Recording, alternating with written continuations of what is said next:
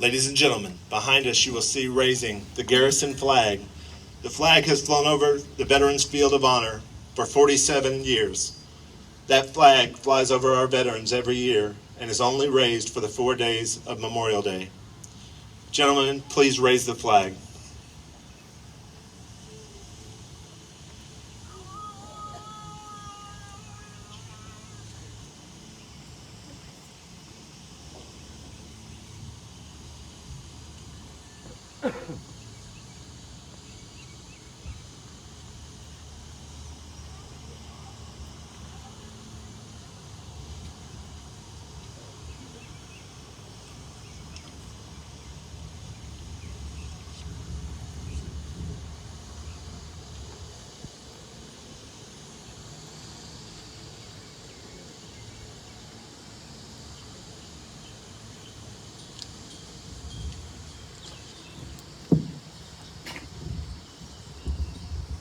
I pledge allegiance to the flag of the United States of America and to the republic for which it stands, one nation, under God, indivisible, with liberty and justice for all.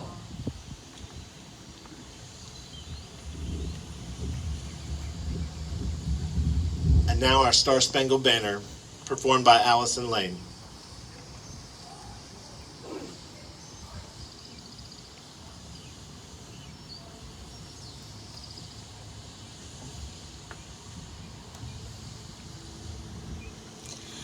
Oh, say, can you see by the dawn's early light what so proudly we hailed at the twilight's last gleaming, whose broad stripes and bright stars through the perilous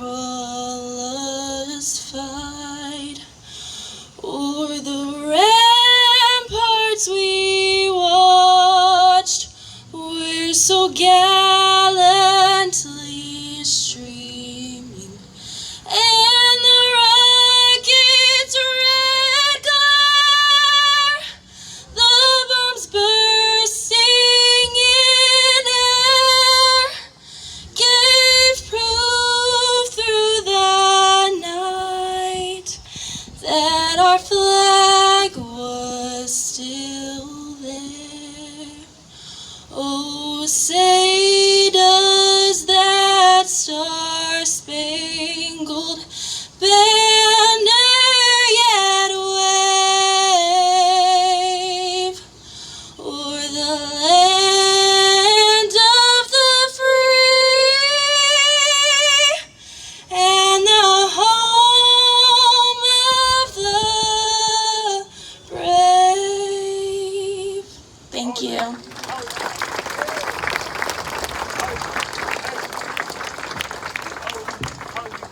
You may be seated for a moment.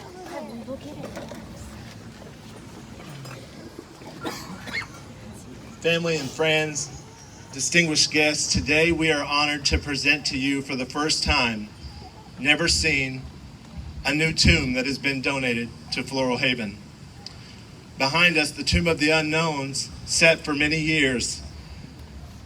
The old tomb, quite frankly, was made of styrofoam. It was beautiful in its day, and its right was handcrafted artisanship that we could never reproduce until this year. I would tell you there's a special story. The artisans and the craftsmen that worked on that said, we will work on it for no pay or half pay in order to do that because they believed in the mission. When you have an opportunity to look at that tomb today, and we'll place a wreath there today, we remind you of the solemn experience that it represents, the Tomb of the Unknowns. And as they guard that tomb for many years to come, we pray that everyone will come and remember, and those who couldn't go to Arlington to see it themselves would be able to attend here at Floral Haven. I want to welcome Josh McFarland to the stage. for the presentation of the new tomb.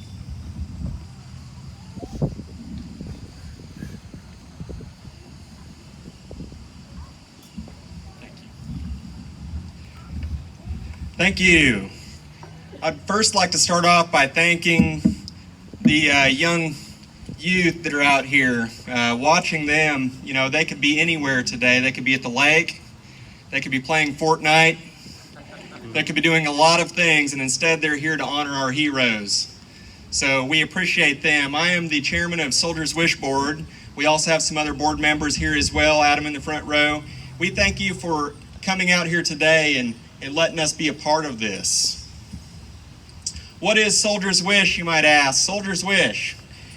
We are a group, a nonprofit group that likes to give back to soldiers. We grant wishes, not just to soldiers, but to their families as well.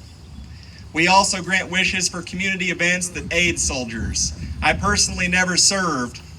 This is my way of giving back a token and trying to be involved. Not that that compares to anywhere close to what the heroes have done, but if you're interested and you would like to be involved with Soldiers Wish, we would encourage you to go to our Facebook page, go to our website, get involved, talk to me afterwards. I'll be happy to get you involved, to volunteer, to do anything that we're doing. We don't necessarily have to have money all the time, as we just talked about. Our tomb, these guys that built this tomb, they gave about 50% of the value in overtime that they didn't bill for. So it doesn't have to come in a monetary value. Cash is always great, but sometimes your talents are even better. So if you'd like to be involved with Soldiers Wish, we encourage you to go. Check out soldierswish.org, check out our Facebook page, and get involved so we can do these things in the community more often. This year being the 25th anniversary of the tomb, it holds a little bit special of a place today. I want to talk about that in a second, but before I do, I want to recognize Deborah Wimpy. She should be somewhere up here. There she is. Without Deborah, she's been kind of a drive of a lot of these things that we've done in Broken Arrow. So Broken Arrow is lucky to have her to help get involved and help do these things. So thank you, Deborah.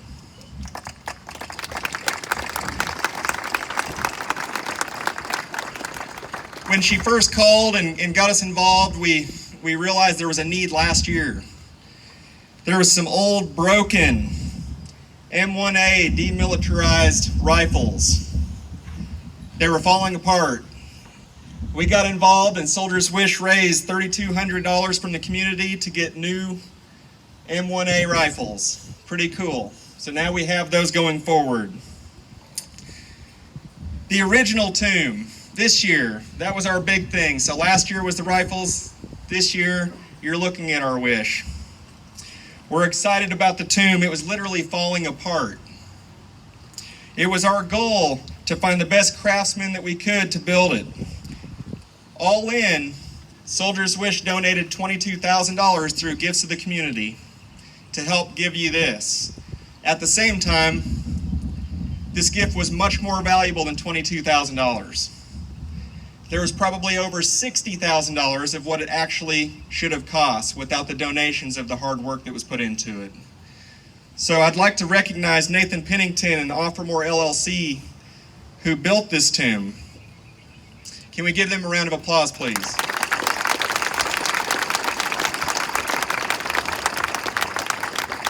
It was crucial that when we built this, our board said, let's make sure that it lasts a long time. So I want to tell you the structure of this tomb. It's pretty amazing. We used tubular steel frame. The 6 wreaths that represent the 6 campaigns of World War I that were hand sculptured in clay and were then molded and cast in the impact resistant polymer resin. We have pretty great products nowadays. The 3 figures on the back represent peace, victory, and valor. We're also hand sculpted in clay and molded in the same cast. The inscription on the front, here rests in honored glory an American soldier, known but to God. In an era where everybody tries to remove God, that won't happen on Soldiers Wish Watch. We're going to keep God in everything.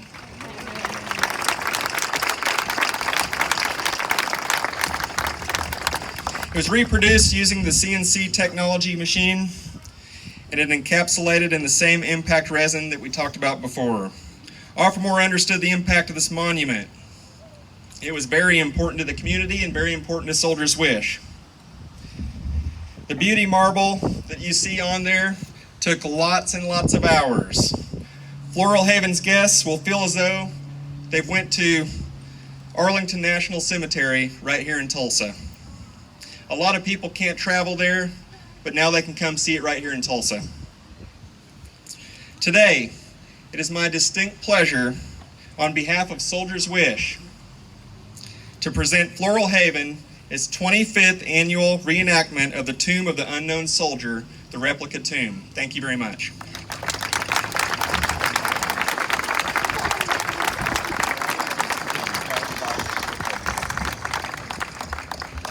I just want to say thank you to Soldier's Wish, to say thank you for the investment, but also thank you from each one of those veterans. I wish everyone could stand and hear the stories of the gentlemen that come and the ladies that come that served our great country.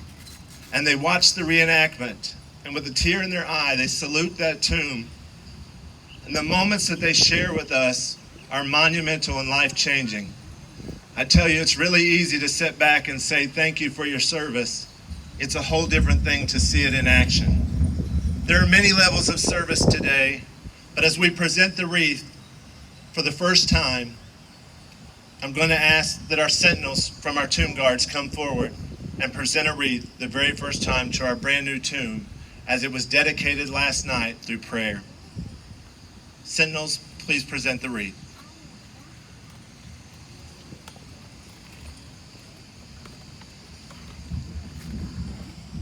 Would you please rise?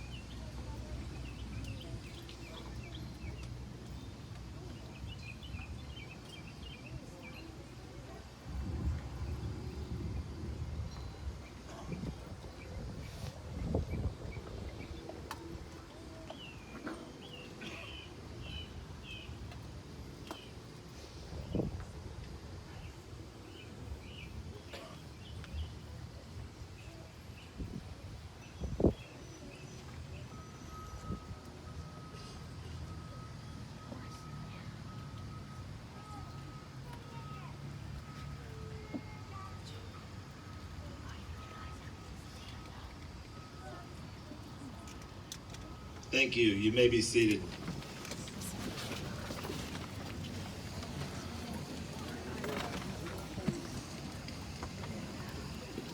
I'd like to take one moment to introduce a few of the guests we have.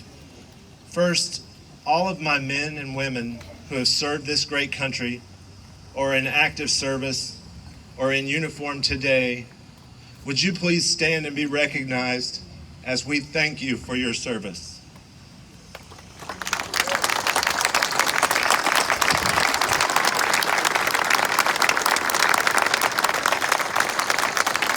Ladies and gentlemen, I simply say a heartfelt thank you.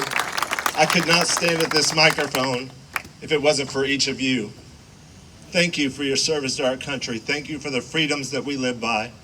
And I know that many of you have sacrificed so much in order for us to be able to do what we do. We cannot say thank you enough, and may God continue to bless each one of you.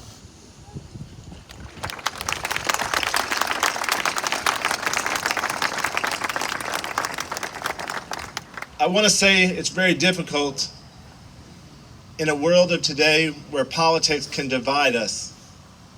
But today we are in the company of many elected officials that quite frankly have been given a very difficult job. We've given them a checkbook with $10 in it, and we've asked them to fix $1 million worth of problems.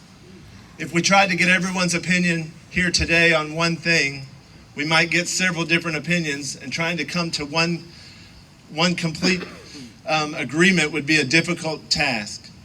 But I want to tell you, they do a job for us that I want to thank them for. And if you are an elected official and you're here today, thank you for your service to our state and our country. Would you please stand?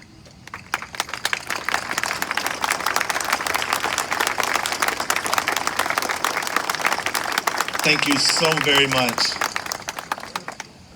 He wouldn't want me to say this, but Jim Bridenstine is sitting in the back, a friend of Floral Haven, a longtime friend who has spoken at this event many times.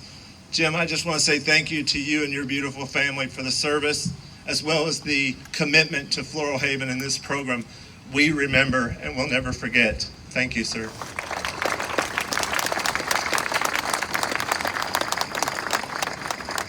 NASA flies high, but I promise you with Jim at the helm, it's going to fly much higher. Our featured speaker today, Kevin Hearn, will come today. He was the son of a 22-year Air Force veteran. Kevin gained an early appreciation for the sacrifices of military families and the sacrifices they make. In high school, Kevin earned an architectural drafting certificate and concurrent vocational technical school, which he used to work and pay for his mechanical engineering degree later in life. He earned an MBA, and he went on to work as an aerospace engineer for Rockwell. Kevin started his first small business in 1985, specializing in computer software applications, and then he started saving to purchase his first McDonald's restaurant. Starting several small business ventures, writing computer programs to automate tasks for businesses, real estate, and even hog farming. In 1997, Kevin sold the hog farm and bought his first McDonald's restaurant in North Little Rock. He went on to build an organization that owned more than 18 McDonald's restaurants and employs over 1,000 people in the Tulsa, Oklahoma area. Kevin has worked across the aisles in various leadership positions within McDonald's systems and what is dubbed as the most grassroots business in the world. He served 13 years in the national leadership team that represented all of the 3,500 U.S. franchises, serving for 8 years and 5 years as the chairman of Systems of Economics team. As the McDonald's Corporation grew for the over 14,000 franchise-owned restaurants across the United States, he served on McDonald's tax policy team for 5 years and on the McDonald's Insurance Corporation board for 8 years. In addition, Kevin has part ownership in a manufacturing facility in Muskogee and real estate ventures and 3 technological companies. He is a co-founder of Community Bank, where he served for 17 years on the executive board. He uses his business acumen to help aspiring entrepreneurs create new businesses so they can pursue their American dream. He has a small business He has been a small businessman and a job creator for over 33 years. Kevin Hearn was sworn into Congress on November 13, 2018, serving the remainder of our NASA Administrator Jim Bridenstine's term. Kevin and his wife Tammy live here in Tulsa with 3 children, and they are members of the church at Battle Creek. And I want to tell you, not only is he an amazing congressman, he's a better person. Kevin, thank you.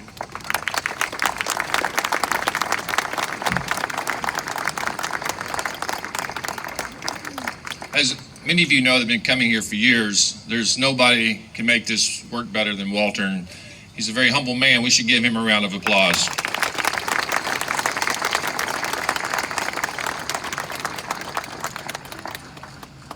Thank everyone for being here today. If you've ever visited Washington, D.C. and ventured away across the Potomac River to Arlington National Cemetery, it is likely that you've been struck with the same sensation that confronts me each and every time I visit that hallowed ground. I'm sorrowfully amazed at the seemingly endless rows of brave souls that lie in peace, creating a sea of white crosses stretching as far as you can see. When confronted with such a sight, it reminds me of the troubling task that each and every one of us face with the eve of Memorial Day, an occasion set aside by our nation to remember the sacrifice of those who have given their all for our nation at time of war. The task is admittedly impossible to grasp. Too many have given so much. I wish I could share the story of every single American patriot who has died in battle, or even utter each of their names in reverence. But sadly, too many have, as Abraham Lincoln stated, laid so costly a sacrifice upon the altar of freedom for me to attempt such an undertaking today. With the remainder of my time today, however, I'd like to give you the opportunity to hear about 2 folks that are just truly amazing. I will endeavor each Memorial Day as your congressman to share the stories of a few brave men and women from our community who have served our nation and paid the ultimate sacrifice. And today I will honor 2 men, 2 Marines, who were buried here in this very place. Marine Sergeant James Randolph Graham III. Sergeant Graham resided in Oquita, but was born in Tulsa to Randy and Katrina Graham, who are here with us today. While he had earned the rank of sergeant in the United States Marine Corps, his mother has said that everyone who knew him well simply called him Jay. After attending Lindbergh Elementary and Whitney Middle School, Sergeant Graham went on to graduate from Tulsa's Hale High School and to become an Eagle Scout. And I just learned today that his grandfather and his father both were Boy Scouts, but Jay earned his Eagle Scout at the age of 13. In fact, I also learned today that because he was an Eagle Scout, that he actually got an accelerated rank when he went into the Marine Corps. It has been reported that he enjoyed playing softball and baseball, and at the time of his death was going to school to become a police officer to protect and serve the community that he loved. By all accounts, Sergeant Graham lived a beautiful life, finding love in his school sweetheart, Melissa, who he married in 1997, and together they parented 2 sons, Thomas Ray and J.R., and J.R. is also a Marine. On August 1st of 2005, it is reported that at the height of the Operation Iraqi Freedom, a suicide car bomber mortally wounded Sergeant Graham during a combat operation in Iraq. At the young age of 25, Sergeant Graham, Jay, a husband, a father, a son, and Marine, gave his life for this country. A newspaper article published at the time of his death estimated that Graham stood roughly 5 feet 7 inches tall and weighed a mere 155 pounds. And the article quotes a family member as saying, "Although Jay was not a big man physically, he was a huge man of character. I can assure each and every one of you, especially those that knew and loved him, that Jay's character, his spirit, and his sacrifice still stands magnificently tall today as a shining example of those he left behind." Marine Corporal Jared Matthew Shoemaker. Corporal Shoemaker lived in Tulsa, where he, in addition to serving our country as a United States Marine, he served our community as a patrol officer in the Tulsa Police Department. After joining the police force in January of 2005, he was mobilized to active duty from an anti-tank training unit in Broken Arrow and was assigned to the weapons company of the 1st Battalion, 25th Marines, 1st Marine Expeditionary Force. And on September 4th, 2006, Corporal Shoemaker was killed at the age of 29 by an improvised explosive device placed directly under his vehicle, according to news reports, as he had traveled at a mounted patrol in the area of Fallujah within the Al-Anbar province of Iraq. While Corporal Shoemaker has been honored in many ways across our community, I have found a particular story that was shared in the news a few years ago to be truly enlightening of Corporal Shoemaker's character. You see, this story has nothing to do with the toughness or the valor that is often attributed to U.S. Marines, but instead it centers on the tender compassion of a 29-year-old Tulsan for a young Iraqi girl. According to press reports, after their Humvee was hit by IED, Corporal Jared Shoemaker's team went hunting for the man who had just tried to kill them in the streets of Fallujah. In the heat of that search, with weapons raised, Shoemaker and company met baby Miriam, who was in serious need of medical care. She had been born with a rare disorder that made her bladder grow outside of her body. There, Corporal Shoemaker, along with Navy Corpsman Christopher Walsh of Overland Park, Kansas, who was killed in the same explosion as Corporal Shoemaker, made it their mission to ensure that Miriam was safe until she could be transported to U.S. for surgery. He used his medical training from the Tulsa Police Department to work with Corpsman Walsh and a fellow Marine to help protect little Miriam from potentially fatal infections. It has been reported that the explosion that ultimately killed Corporal Shoemaker took place only a mile from Miriam's home. Yet despite his death, baby Miriam did ultimately make it to the U.S. for her surgery. And while I do not know where Miriam is today or if she's even still with us here on earth, I'm fully convinced that, much like a roadside bomb cannot stop Corporal Shoemaker from helping the most vulnerable among us, his death cannot stop his legacy of compassion, service, and honor from living on for generations.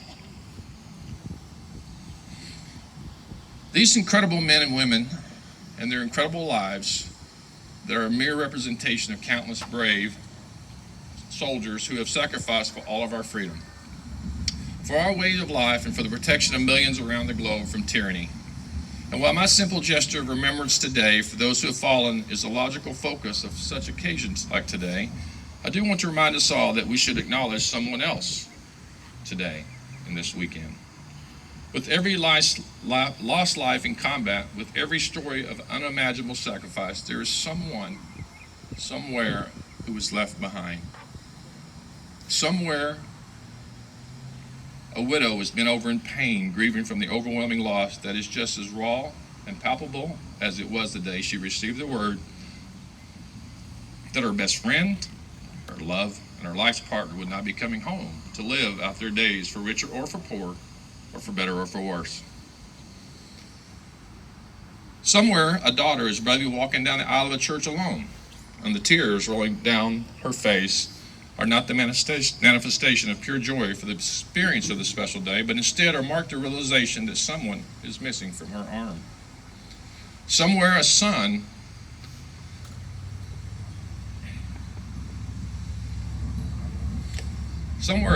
throws a baseball into a chain link fence instead of a wore-out glove for a loving father. Somewhere, a friend has fallen on hard times and she wishes that her best friend, who always knew exactly what to say, could confront her just one last time. Somewhere, a mother weeps at the thought of outliving her youngest child, and a father anguishes in solitude as he reflects on the hopes and dreams he once had for his child. So this Memorial Day, as we all spend time with those we love, basking in the liberties and the beauty that have been protected with the blood of those who have fallen, I would ask you all to remember those who have served. Remember those who have sacrificed, but also don't forget to remember somewhere. Thank you.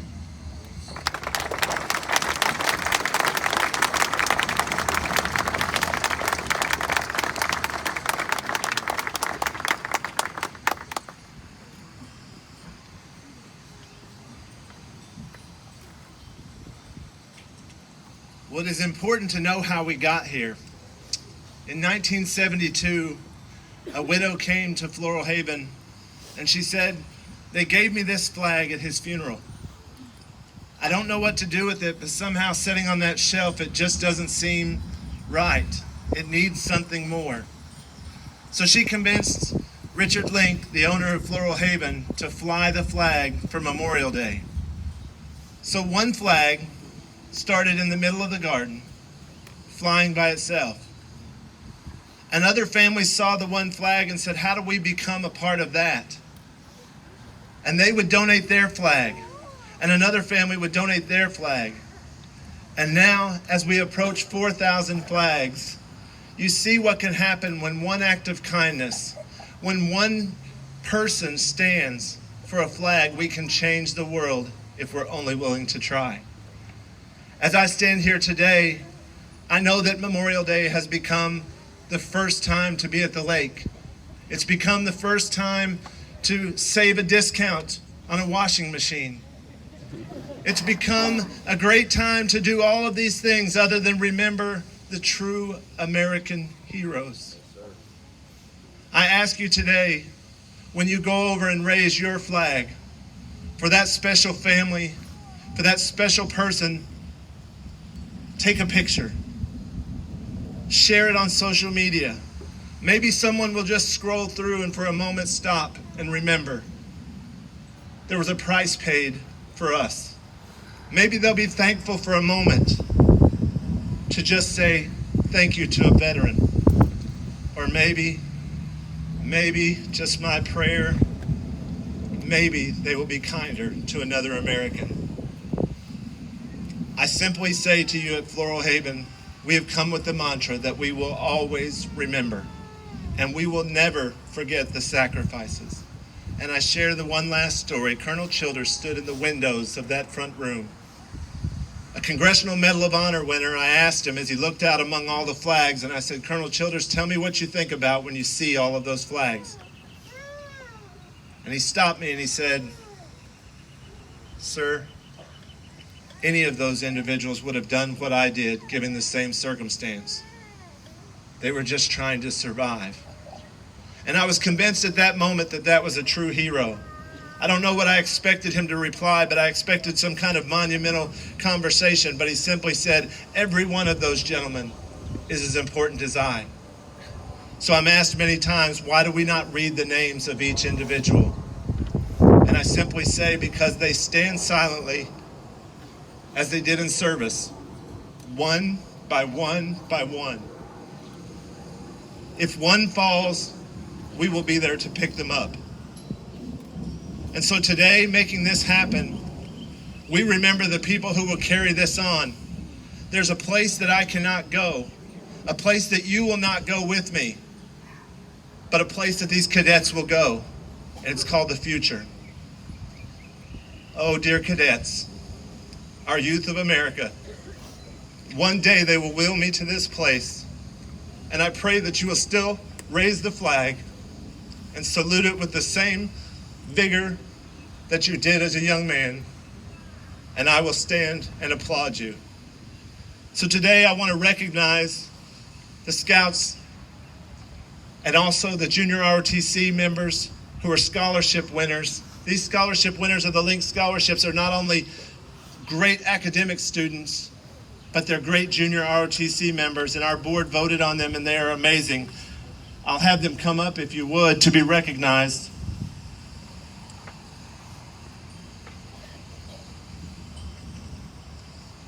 First, Cadet Jaden Brown.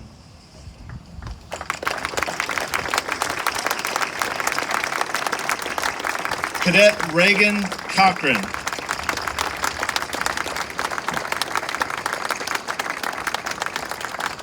Cadet Ashley Johnson.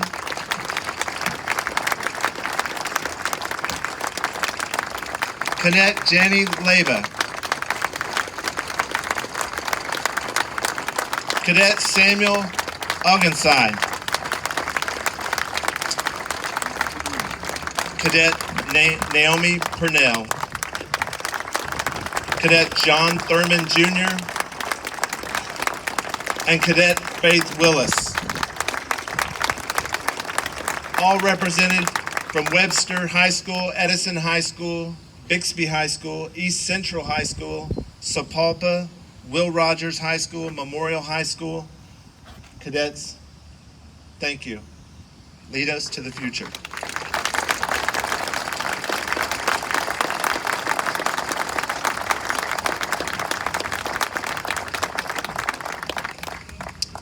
And on Monday, the Boy Scouts of America will assemble in large numbers to retire all of these flags respectfully. Every year they design a patch that's given to each Boy Scout. Many of us old guys collect those. They don't know what the patches mean today, but I'm learning in my 21st year that a father is now standing out here watching his son do what he once did. And there are others that are standing out watching what the generation before them. This is more important than just us. We are changing a generation. So today I recognize 4th grader Delkin Anderson for the Design Patch of the Year. He's part of the Cub Scout Pack of 975 in Broken Arrow. Thank you.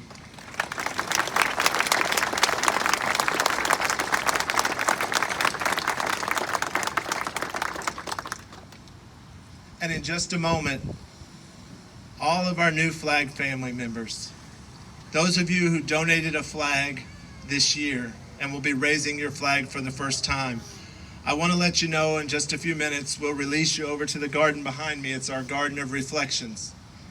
All of the avenue has been raised. It's awaiting the new members.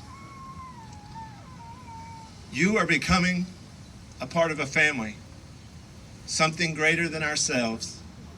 And today we celebrate with you.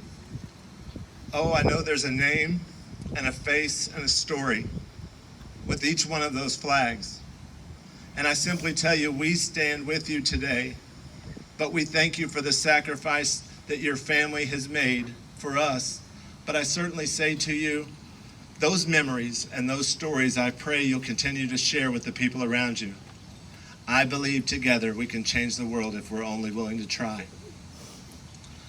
So today you will also receive, when you go over, we would ask you not to raise your flag until we all raise them together. There'll be a cadet standing at each one of the flags and a Floral Haven staff member there as well. We want you to be as much a part of raising the flag as you're physically able and would like to, but as little as you would want. Please take as many photos as you would like as well, and spend as much time there as well as you would like. We'll conclude after we do that with the playing of taps and a dove release. Amazing Grace will be played on the bagpipes today as well. But before you leave, and before we raise those flags, what a special moment this has always been. 21 years, I thought it might get old at some point. It never has. I look into the faces of those people. Your stories have touched our staff. And as we see you today, we simply say thank you for entrusting that flag to us. There are many, many flag displays across the country. But what makes this one unique and different is that every one of them drape the casket of a veteran. Each dog tag has a name. I'm often asked, how can we duplicate this somewhere else? And I say, you've got many years ahead of you to make it happen. Because what you have to do is have the support of a community. And in Oklahoma, the people we have here believe in the mission. And I thank you for believing in the mission. Your families are our families, and thank you for joining us. So today, I would ask you to, those of you who are able, if you need assistance, if we have people that would need assistance getting over, we have some golf carts assembled that will